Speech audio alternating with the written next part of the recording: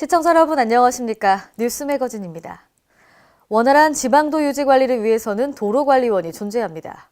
그런데 2001년 이후 현재까지 전라북도의 지방도는 201km가 늘어났지만 도로관리원 수는 제자리인데요. 어찌된 일인지 김경모 기자가 취재했습니다. 지방도를 관리하는 광역지방자치단체가 도로관리원 배치의 원칙과 기준을 무시하고 있다는 지적이 제기됐습니다. 현재 전라북도 내 시군별 도로관리원은 전주시를 제외한 13개 시군에 총 43명입니다.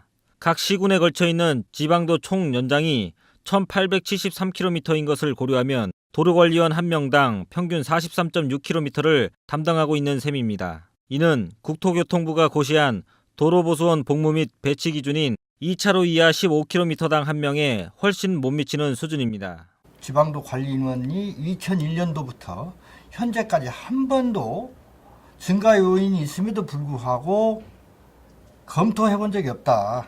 예컨대 1인당 도로관리원이 보수할 수 있는 도로 연장이 어느 시군에서는 50km, 어느 시군에서 100km, 어느 시군에서 20km라고 한다면 형평성에 맞지 않는다. 국토부에서 고시한 1인당 지방도 관리 1인당 관리 연장선이 15km입니다. 1인당 15km를 관리할 수 있을 만큼의 인력을 확보해서 전라북도 지방도가 잘 관리될 수 있도록 하자라고 하는 그런 근본적인 취지가 있습니다. 이에 대해 광역지자체에서도 도로관리원 충원을 점차 확대해 나가겠다고 밝혔습니다. 단계적으로 도로관리원을 좀 늘려나가겠다.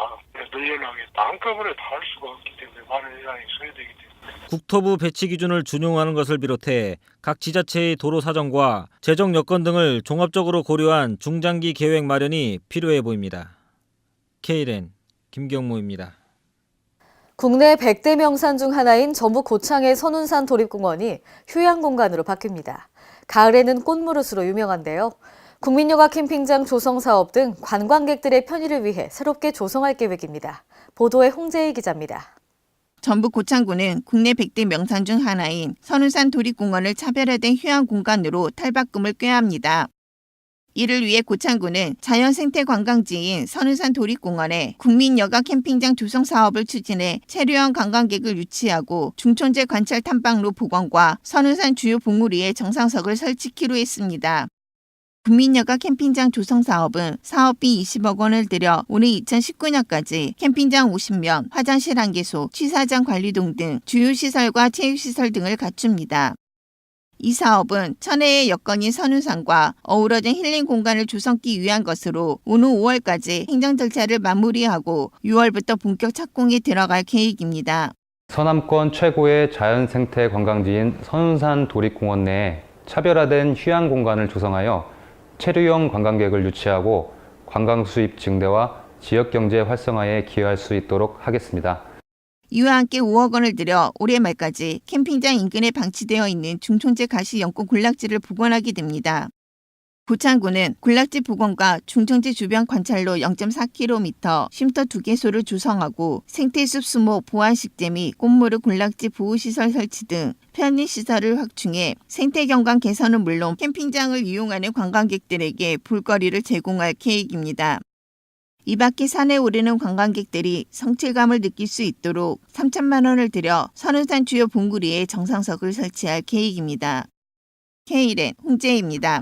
전북경찰청이 지난달 26일부터 열흘 동안 도민 1,154명을 대상으로 설문조사를 한 결과 응답자 57%가 교통사고 예방을 위해서는 도로 등 교통시설물을 개선해야 한다고 답했습니다. 전예은 기자입니다. 전북 도민들의 절반이 넘게 교통사고 예방을 위해서는 교통시설물 먼저 개선해야 한다는 의견을 낸 것으로 조사됐습니다. 전북경찰청은 지난달 26일부터 4일까지 도민 1,154명을 대상으로 SNS를 활용, 안전한 교통문화 만들기 설문조사를 실시했습니다. 설문 결과 교통사고 예방을 위해 집중해야 할 경찰 활동은 시설 개선 57%, 교육 홍보 19%, 단속 16%, 교통순찰 8% 순으로 집계됐습니다. 또한 사고 예방을 위해 강화해야 할 교통단속은 음주단속 43%, 보행자 보호 26%, 신호위반 24% 순이었습니다. 이에 따라 응답자들 대부분은 안전한 교통환경 조성을 위해 도로 개선과 단속 강화를 바라는 것으로 나타났습니다. 특히 응답자들은 사고 예방을 위해 필요한 교통시설로 무인 카메라와 중앙 분리대를 꼽았고 사람 중심 도로 환경이 중요하다고 답했습니다.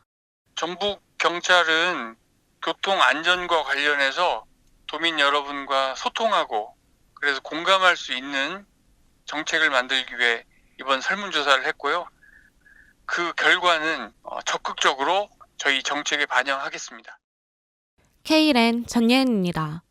인천광역시는 지난해부터 방과 후 돌봄을 필요로 하는 아동 청소년들에게 학습 및 진로 체험의 기회를 제공하고 있는데요. 올해도 마찬가지로 지난 12일 시청에서 2018년 애인 꿈나무 멘토링 설명회를 개최했습니다. 올해 멘토링에도 학습 분야에는 연세대학교와 인천대학교 등 관내 대학의 대학생들이 멘토로 참여합니다. 진로 체험 분야에는 바른체형연구소와 나우러닝 등 인천의 사회적 기업과 캘리그라피 전문가 등 시민 멘토들이 참여했습니다. 이번 설명회에는 2017년 멘토링 우수 참여 유공자에 대한 포상도 같이 이루어졌습니다. 최근 가짜 금융회사 앱 설치 유도 등 전화금융 사기, 일명 보이스피싱 범죄가 기승을 부리고 있습니다. 최근 3년간 전북 지역에서 적발된 보이스피싱은 총 1,650건에 달해 매월 46건이 일어나고 있는 셈인데요. 장소라 기자입니다.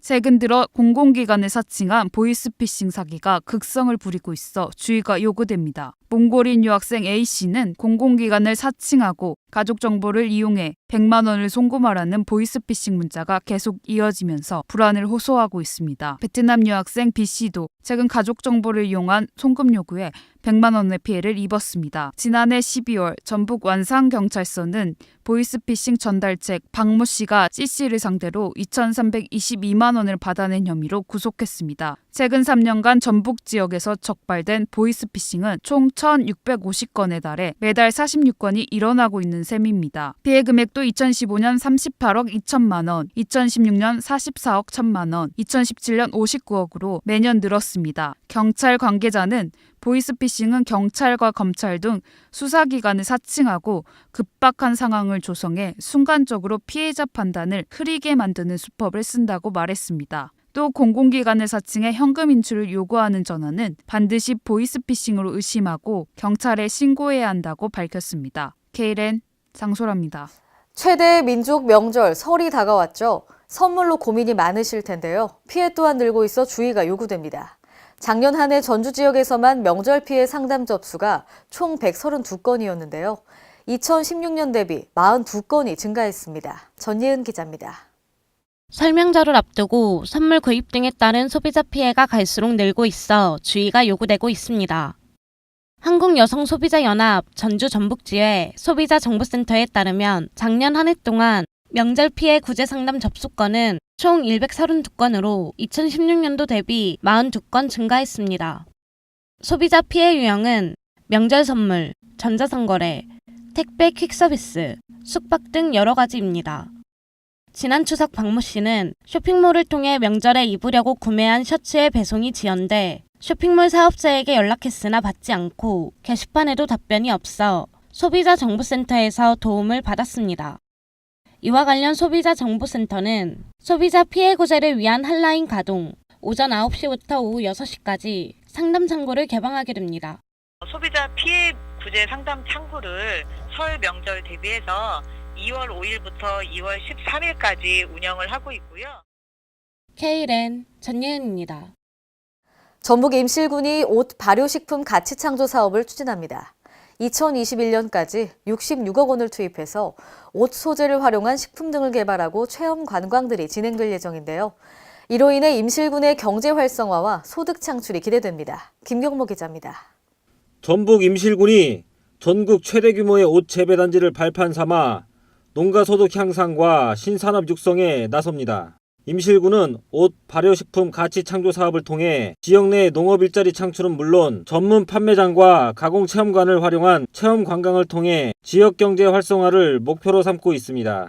임실군은 이를 위해 신덕면 금정리 일대에 온나무 재배단지 107헥타르를 조성했으며 2023년까지 400헥타르까지 확대할 계획입니다.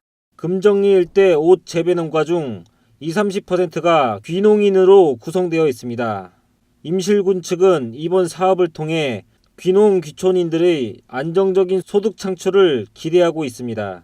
임실군의 옷 가치 창조 사업은 옷의 알레르기를 유발시키는 우르시오를 제거하여 오도름이 없는 옷된장, 옷간장 등 발효식품과 옷의 기능성을 활용한 건강 기능성 식품 사업을 추진하고 있습니다.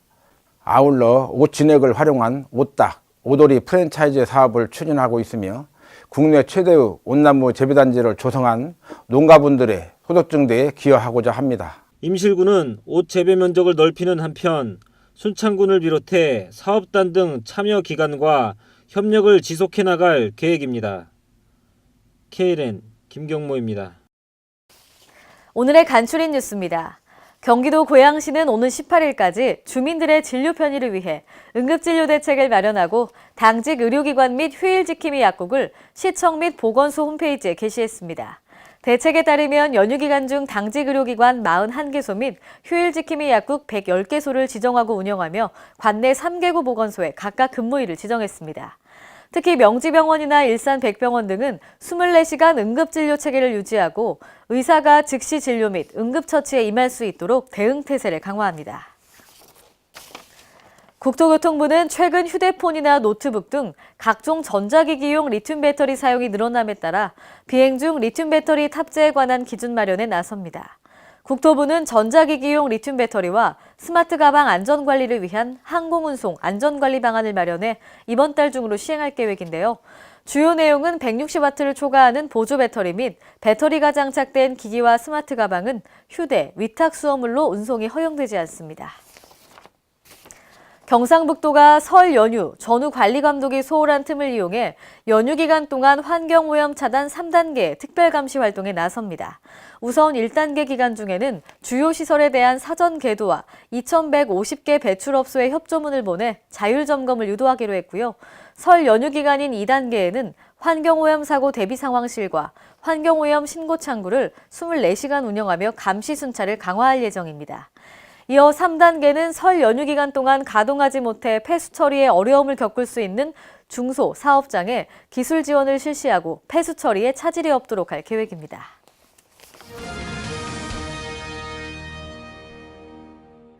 오늘의 단신입니다. 보건복지부는 최근 사회보장위원회 심의를 거쳐 2018-2022 제2차 노인 일자리 및 사회활동 종합계획을 발표했습니다. 제1차 종합계획이 노인 일자리의 양적 확대에 초점이 맞춰졌다면 제2차 계획은 참여자 역량에 맞는 양질의 일자리가 제공되도록 중점을 두고 수립했는데요. 보람 있는 일, 활기찬 노후, 행복한 사회라는 비전 아래 4개 분야, 참여자 역량 및 보호 강화, 인프라 강화 등과 19개 과제로 구성되어 있습니다. 행정안전부는 최근 정부 서울청사에서 일하는 방식 혁신, 변화를 실현하라를 주제로 제12회 워크 스마트 포럼을 개최했습니다. 이번 포럼은 반복적으로 제기되어 온 일하는 방식 혁신의 실행력과 지속성에 대해 고민해보는 자리로 마련됐는데요. 이날 최근 100대 최고 직장 목록에서 1위를 차지한 페이스북은 오늘의 페이스북을 만든 것은 하나의 사명 아래 직원들이 스스로 고민하고 실행할 수 있게 하는 업무 방식과 환경이라고 밝히며 직원 모두가 리더로서 함께 회사를 키우는 조직 문화에 대해 발표했습니다. 이상으로 뉴스 매거진을 마칩니다. 시청해주신 여러분 고맙습니다.